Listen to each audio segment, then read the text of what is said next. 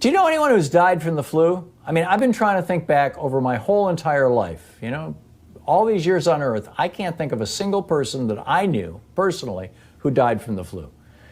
Is it possible that our, 30,000 people a year die from the flu, that those numbers are exaggerated? Turns out, yeah.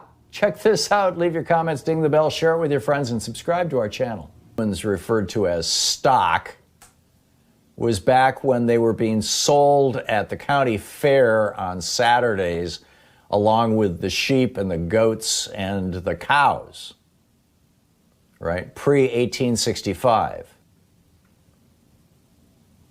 Is this really the way that these guys think? We're just stock? We're just livestock? I mean, we're alive, so we're just livestock? You and me? Frankly, I think it is. And one of the main arguments, and this really shocked me, or didn't shock me, actually, it got me thinking, and it led me to what I'm about to share with you here in just a moment. Over the weekend, CNN was running around on the beaches and things, and running up and sticking microphones in people's faces and saying, "Why aren't you wearing a mask?" And I shared one of the stories with you earlier from this one particular guy on the beach. He said, why aren't you wearing a mask? Your family is all around you. You probably have extended family and friends. Why don't you wear a mask? And he said, well, the fatality rate's really low and this isn't such a serious disease. And so, I'm not so worried about it. And then the reporter says, but the mask isn't to protect you. In fact, masks only provide maybe about a 25% protection from people who are blowing viruses at you. The mask is to prevent you from infecting others. They provide like a 80-90%, block of all the particles that you're expelling if you happen to have the virus, not know it. And the guy was like, oh yeah, I guess I knew that. And, but still I don't care. Bottom line. So one of the stories, one of the larger stories from this is that, 30,000 people a year die from the flu. 30, 40, 50, the number Trump quoted was 65,000 people die from the flu. So why are we all hysterical about 100,000 people dying from COVID? Which leads me to this amazing piece in Scientific American by Jeremy Samuel Faust, a physician. He said, in 4 years of emergency medicine residency and over 3.5 years as an attending physician, I have never seen anyone die from the flu. With one exception, I could only remember one tragic pediatric case.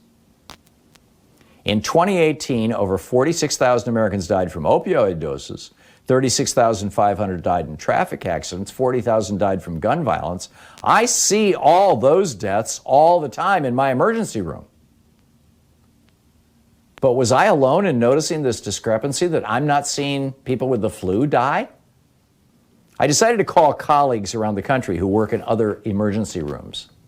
In my survey, not a single one could remember a single case of a person dying from the flu in their emergency room in their entire careers.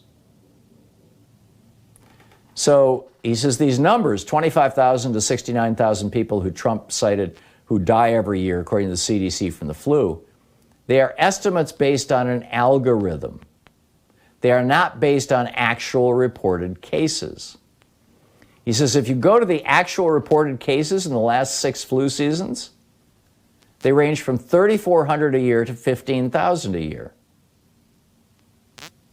He says we are overestimating flu deaths in order to encourage vaccination and good hygiene. And we are dangerously misleading the public in the process. He says, you've got bodies stacked in refrigerator trucks with COVID. We've never seen such a thing with the flu. So it turns out the vaccine industry, and this isn't a hit on them, I mean, they're making billions of dollars, is promoting the fact, and the flu is dangerous, deadly to older people, is promoting this. You're listening to the Thom Hartmann Program. Call 202-808-9925. And Trump is basically taking vaccine industry promotional statistics and comparing them to actual death counts. It's apples to bananas.